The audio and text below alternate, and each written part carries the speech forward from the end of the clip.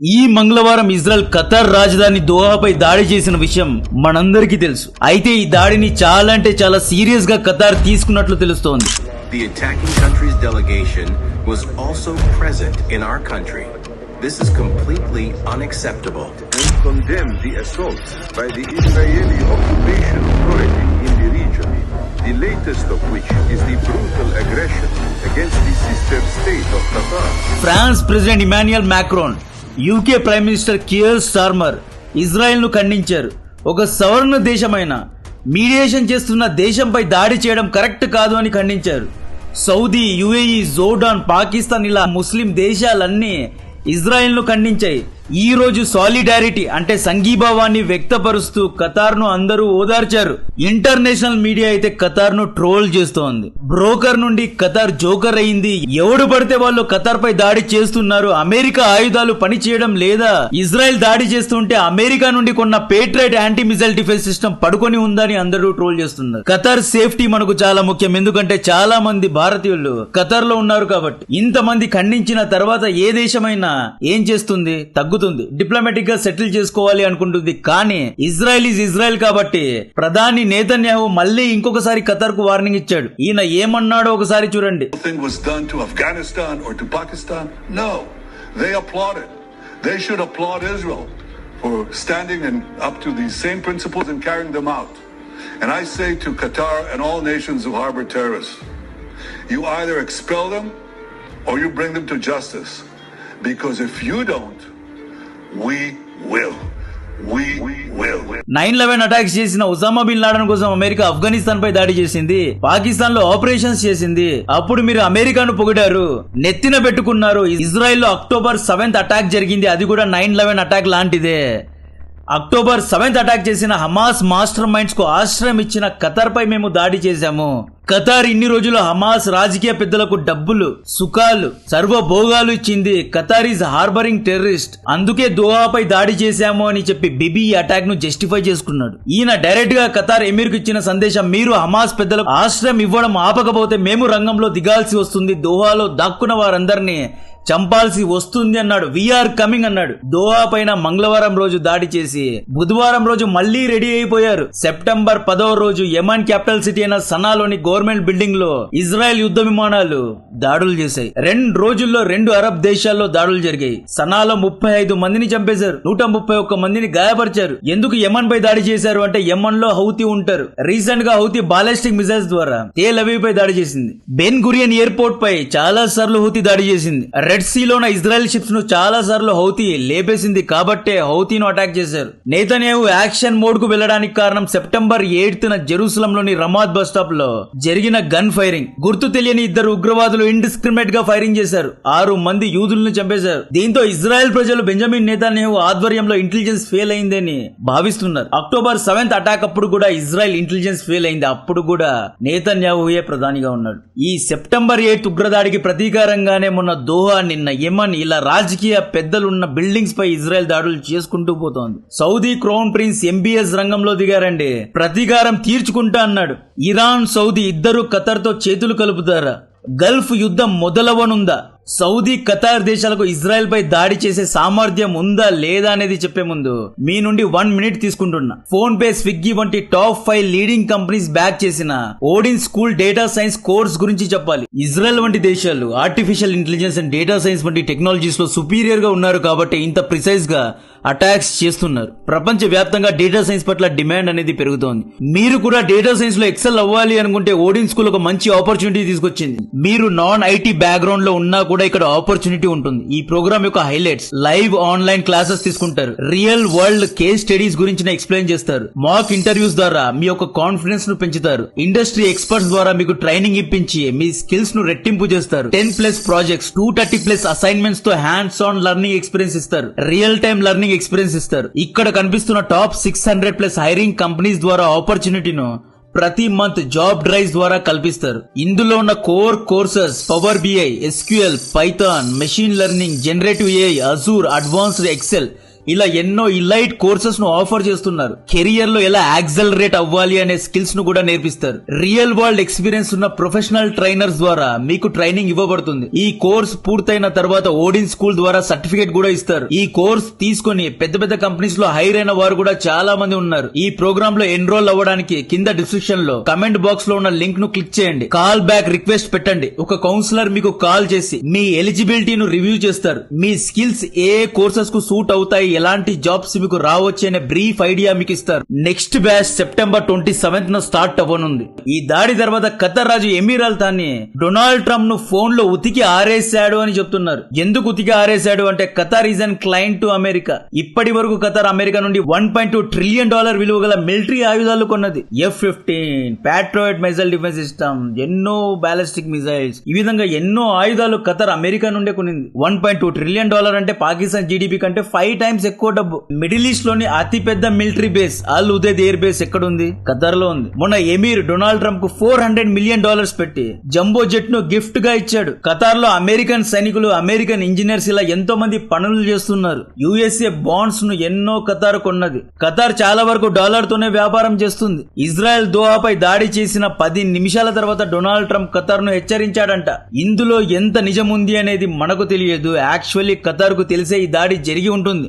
What ever, Qatar public గా చెబుతోంది America మమ్మల్ని హెచ్చరించలేదు అంటోంది. ట్రంప్ మాకు వెన్నుపోటు పొడిచాడు అని ఎమీర్ అంటున్నాడు. ఇలా అయితే మేము చైనా, రష్యా, బ్రిక్స్ తో చేతులు కలుపుతాము అన్నట్లు ఖతరీ నాయకులు హింట్లు ఇస్తున్నారు. ఫస్ట్ ఈ అరబ్ దేశాలు డాలర్ తో వ్యాపారం మానేస్తే అన్ని దేశాలు బాగుపడతాయి. బ్రిక్స్ స్ట్రాంగ్ అవ్వాలి అంటే సౌదీ లేదా ఖతర్ వంటి ఆయిల్ రిచ్ దేశాలు దీంట్లో జాయిన్ అవ్వాలి.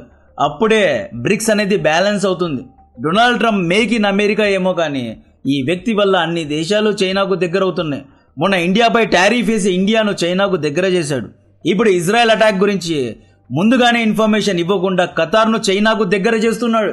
ఇజ్రాయెల్ అమెరికాకు మిత్రదేశం. బెంజమిన్ నెతన్యాహు డొనాల్డ్ ట్రంప్ కు చాలా కావాల్సిన వ్యక్తి. ఇజ్రాయెల్ దోహాపై దాడి చేయడానికి ముందే అమెరికాకు ఇన్ఫర్మేషన్ ఇచ్చారంట. కానీ అమెరికా ఖతార్ను హెచ్చరించలేదు. This is an very big issue. Qatar ప్రధాని జసిమ్ ఇంటర్నేషనల్ మీడియా ముందే దీన్ని చెప్పాడు. మా పైన కుట్ర జరిగింది, అమెరికా మమ్మల్ని మోసం చేసింది అంటున్నాడు. ఖతార్ ప్రధాని జసిమ్ ఇంకా ఏమంటున్నాడు అంటే, మేమిక నుండి శాంతి చర్చలు చేయించము. మేమేదో ఇజ్రాయెల్ హమాస్ మధ్య మీడియేషన్ చేయించి యుద్ధాన్ని ఆపి సీజ్ ఫైర్ చేయిద్దాం అనుకుంటే ఏదో మంచి చేసి ఇజ్రాయెల్ యొక్క హాస్టేజెస్ ను రిలీజ్ చేయాలని మేము చూస్తే ఇజ్రాయెల్ సీరియస్ గా దీన్ని తీసుకోవడం లేదు. రెక్లెస్ గా దోహాపై దాడి చేసింది. ఇక నుండి మేము బ్రోకరేజ్ చేయమంటోంది. ఇజ్రాయెల్ పై అంతర్జాతీయ చట్టాలకు కంప్లైంట్ ఇస్తాము అంటున్నారు. ఆర్థికంగా ఇజ్రాయెల్ పై యాక్షన్ తీసుకుంటామో, లీగల్ గా ఎలాంటి యాక్షన్స్ తీసుకోగలమో ఆలోచిస్తాము అన్నట్లు జసిమ్ గారు మాట్లాడారు. ఖతార్ ప్రధాని ఎక్కడా we will take kinetic actions అని చెప్పలేదు. అంటే మేము కూడా ఇజ్రాయెల్ పై మిజైల్స్ తో దాడి చేస్తాము అని ఎక్కడైనా చెప్పలేదు. ఆల్రెడీ నెతన్యాహుపై అరెస్ట్ వారెంట్ ఉంది. ఆల్రెడీ UN ను వార్ క్రిమినల్ గా ప్రకటించింది. లీగల్ గా వెళ్తే నెతన్యాహును ఏమీ చేయలేరు. ఖతార్ ఎందుకని డైరెక్ట్ గా ఇజ్రాయెల్ తో యుద్ధం చేయలేదు అంటే ఖతార్ సైన్యం మొత్తం అద్దెకు తీసుకున్న సైన్యమే. ఇరాన్ లాంటి సైన్య సమూహం ఖతార్ దగ్గర లేదు. ఖతార్ దగ్గర కేవలం 12,000 మంది యాక్టివ్ సోల్జర్స్ ఉన్నారు. ఇందులో ఎక్కువగా పాకిస్తానీ సైనికులే ఉన్నారు. ఖతార్ యుద్ధ విమానాలు అమెరికా, ఫ్రాన్స్ నుండి కొన్నది. సబ్మరైన్స్ ను సౌత్ కొరియా, ఫ్రాన్స్ నుండి కొన్నది. మేడ్ ఇన్ ఖతార్ అన్నట్లు అక్కడ ఏమీ లేదు. ఇరాన్ దగ్గరకు వస్తే Iran made in Iran drones ను తయారు చేసుకుంది, మిజైల్స్ ను తయారు చేస్తుంది. కాబట్టి Iran is very different. Qatar దగ్గర హైపర్సోనిక్ మిజైల్స్ కానీ లాంగ్ రేంజ్ మిజైల్స్ కానీ ఏవీ లేవు. ఖతార్ ఒక్కతే ఇజ్రాయెల్ ను ఏమీ చేయలేదు. అయితే సౌదీ ఇరాన్ సహాయంతో ఖతార్ ఏమైనా చేయగలదు. అయితే సౌదీ ఖతార్ కోసం నిలబడుతుందా? ఫస్ట్ సౌదీ దగ్గరకు వద్దాం. Saudi de facto crown prince Mohammed bin Salman రంగంలో దిగారు. MBS ఏం మాట్లాడారు అంటే, ఖతార్ ఎటువంటి ప్రతిదాడి చేసినా మేము ఖతార్కే సపోర్ట్ చేస్తాము అన్నారు. ఇజ్రాయెల్ రెక్లెస్ గా దోహాపై దాడి చేసింది, అంతర్జాతీయ చట్టాలను ధిక్కరించింది అన్నాడు. క్రిమినల్ యాక్ట్ చేసింది అన్నాడు. గాజా అనేది పాలస్తీన్ యొక్క భూభాగం అన్నాడు. 2 స్టేట్ సొల్యూషన్ తీసుకురావాలి అన్నారు. 2 నేషన్ సొల్యూషన్ అంటే west bank and Gaza Palestine కు వెళ్ళాలి, మధ్యలో ఉన్న ఇజ్రాయెల్ యూదులకు వెళ్ళాలి. యెరూషలేం అనబడే పవిత్ర స్థలం గురించి అంతర్జాతీయంగా చర్చలు చేయాలి, ఈ ఇష్యూని రిజాల్వ్ చేయాలి. దీన్నే 2 స్టేట్ సొల్యూషన్ అంటారు. ఇజ్రాయెల్ కు వ్యతిరేకంగా ఇస్లామిక్ దేశాలన్నీ ఒక్కటవ్వాలి అనే పిలుపునిచ్చారు. అయితే MBS కూడా ఎక్కడ ఇజ్రాయెల్ పై ఆయుధాలతో దాడి చేస్తామో అని చెప్పలేదు. ఇక ఇరాన్ దగ్గరకు వస్తే ఇరాన్ మీడియా ఆల్రెడీ ఖతార్ను ట్రోల్ చేయడంలో బిజీగా ఉంది. అమెరికాలో పెద్ద మిలిటరీ బేస్ ఉన్నంత మాత్రాన అమెరికా మీకు మిత్రదేశం అవ్వదు. ట్రంప్ కు $400 మిలియన్ పెట్టి జంబో జెట్ గిఫ్ట్ గా ఇచ్చినంత మాత్రాన ట్రంప్ మీకు మిత్రుడైపోడు అన్నట్లు ఇరాన్ మీడియా ట్రోల్ చేస్తోంది. డెఫినెట్ గా ఖతర్ కు సపోర్ట్ గా ఇరాన్ రాదు, ఎందుకంటే ఇజ్రాయెల్ ఇరాన్ యుద్ధంలో ఖతర్ ఇరాన్ కు సపోర్ట్ చేయలేదు కాబట్టి. మిడిల్ ఈస్ట్ లో అన్స్టెబిలిటీ ఉండడానికి కారణం ఏంటి అంటే అరబ్ దేశాలు, ఇస్లామిక్ దేశాలు యూనిటీ లేకపోవడమే. ఒకరిపై దాడి చేస్తే ఇంకొకరు నవ్వుకుంటారు, ట్రోల్ చేసుకుంటారు. వీళ్ళ మధ్యలోనే సున్నీ షియా గొడవలు ఉన్నాయి, అరబ్ కోల్డ్ వార్స్ జరుగుతున్నాయి, ప్రాక్సీ యుద్ధాలు జరుగుతున్నాయి.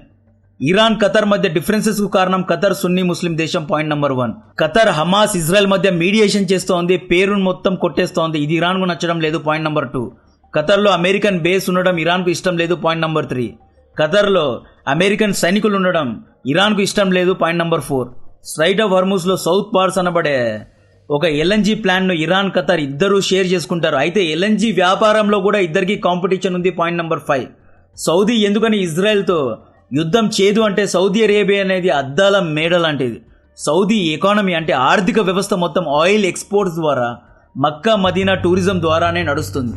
అరబ్ ఫ్లాంట్ చేసే gold cars, costly watches, yards, ఈ డబ్బులన్నీ ఈ 2 స్ట్రీమ్స్ ద్వారానే వస్తాయి. ఈ డబ్బుతోనే సౌదీ అరబ్స్ బెహ్రీన్ లో పార్టీలు చేసుకుంటూ ఉంటారు, ఒమాన్ బార్డర్స్ లో పెళ్లిళ్ళు చేసుకుంటూ ఉంటారు. ఒక్కొక్కరికి 1 or more ఫ్యామిలీస్ ఉంటాయి. అంత మందిని పోషించాలి అంటే సౌదీలో వ్యాపారాలు ఆగిపోకూడదు. ఒకవేళ సౌదీ ఆవేశంలో ఇజ్రాయెల్ పై దాడి చేసింది అనుకోండి, ఇజ్రాయెల్ ప్రతీకారంగా సౌదీలో ఉన్న ఆయిల్ బావులను లేపేస్తుంది, లేదా సౌదీ అరామ్కేలో హీరోప్ డ్రోన్స్ ద్వారా దాడి చేస్తుంది. ప్రాక్సీ గ్రూప్స్ ను యాక్టివేట్ చేసి అల్లర్లు చేయిస్తుంది. అరబ్ స్ప్రింగ్ పార్ట్ 2 చేయిస్తుంది. 2011 లో అరబ్ స్ప్రింగ్ ముందు నేపాల్, శ్రీలంక ప్రొటెస్టులు ఎక్కడికి ఆనవండి.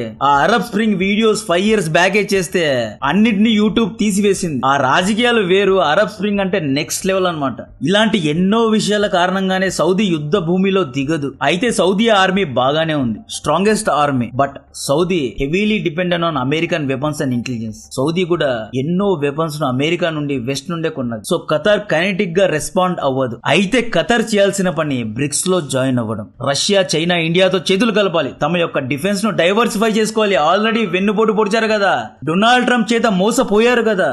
తమ ఆర్మ్ డీల్స్ ను డైవర్సిఫై చేసుకోవాలి. రష్యా, ఇండియా, చైనా నుండి కూడా వెపన్స్ ను కొనాలి. Last but not least, Saudi, Qatar, UAE రాజులు తిరగబడలేరు, భయపడతారు. ఎందుకంటే 2011 లో అరబ్ స్ప్రింగ్ గురించి వినే ఉంటారు. Already France, Sri Lanka, Nepal, Pakistan, Myanmar ఇలా అన్ని చోట్ల ప్రజల తిరుగుబాట్లు జరుగుతున్నాయి. దీంట్లో మెజారిటీ ఎన్నికలు జరిగి ప్రజలు ఎన్నుకున్న నాయకులపైనే తిరుగుబాట్లు జరుగుతున్నాయి. అయితే ఈ అరబ్ షేకులు, అరబ్ రాజులు 1950s నుండి ఒక కుటుంబాలే దేశాలను పాలిస్తున్నారు. ఎక్కడైతే ఆర్థిక పరమైన సమస్యలు ఉంటాయో అక్కడ తిరుగుబాట్లు కూడా ఉంటాయి. ఈ రాజులు పాలస్తీన్ పైన ప్రేమతో, ఖతార్ పైన జాలితో ఇజ్రాయెల్ పై యుద్ధం చేస్తే ఈ దేశాల యొక్క ఆర్థిక వ్యవస్థ పడిపోతుంది. ఆర్థిక వ్యవస్థ పడిపోతే ప్రజల్లో ఆకలి పెరుగుతుంది, ఆకలితో ఉద్యమం రేగుతుంది. ఉద్యమం కారణంగా ఈ షేకులు గద్దె నుండి దిగాల్సి వస్తుంది. ప్రజలందరూ వీళ్ళ యొక్క ఇళ్ల పైన దాడి చేస్తారు, వీళ్ళను కొడతారు. కాబట్టి షేకులు చాలా భయంగా ఉంటారు. ముందుకు మాత్రమే వీళ్ళు చాలా స్ట్రాంగ్ గా కనిపిస్తారు, కానీ లోపల వీళ్లకు చాలా భయాలుంటాయి. సో దీని గురించి నా మరిన్ని డీటెయిల్స్ ఇస్తూనే ఉంటా. ఓడిన్ స్కూల్ యొక్క లింక్ ను డిస్క్రిప్షన్ లో కమెంట్ బాక్స్ లో ఇస్తున్నా. ఇంట్రెస్ట్ ఉన్న వాళ్ళకు షేర్ చేయండి. కంటెంట్ నచ్చితే వీడియోను లైక్ చేయండి, ఛానల్ ను సబ్స్క్రైబ్ చేసి అందరికీ షేర్ చేయండి. జై హింద్.